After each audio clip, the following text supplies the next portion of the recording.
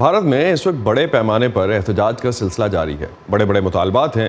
क्या civil society ये समझती है कि उनके एहतजाज से बीजेपी की हुकूमत शहरियत बिल में कोई तरमीम ले आएगी? कुछ देर पहले हमारी इस सिलसिले में नई दिल्ली में बात हुई शबनम हाशमी से, जो कि सोशल एक्टिविस्ट हैं और वो इस एहतजाज में पेश हैं।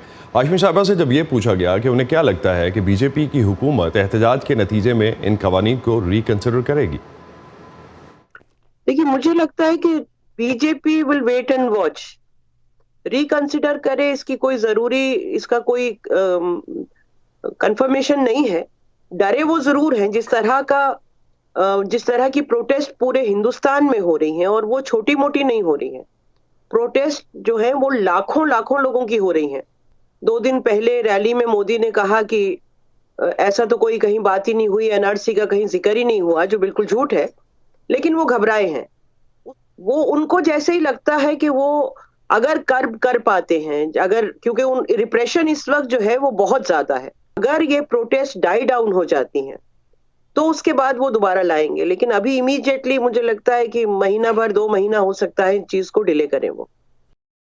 जी, बॉलीवुड से महज चंद अफराद के अलावा को बड़े नाम हमने इस एहतजाज का हिस्सा बनते हुए नहीं देखे। क्या वजह समझती हैं आप इसकी?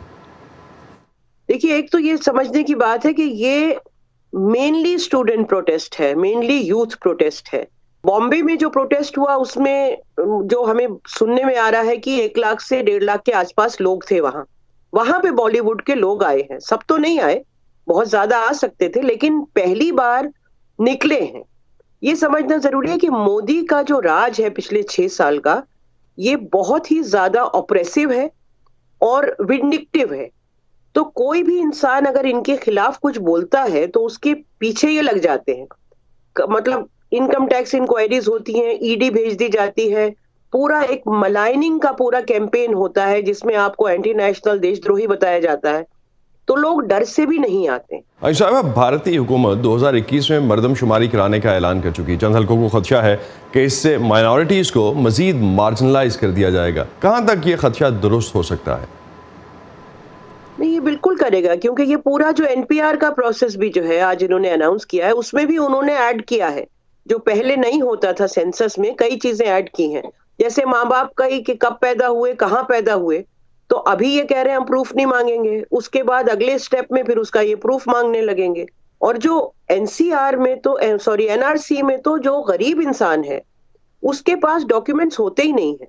देखिए, बिहार में हर साल बाढ़ आती है, पूरा गांव के गांव तबाह हो जाते हैं, उनके पास राशन कार्ड तक नहीं बचता।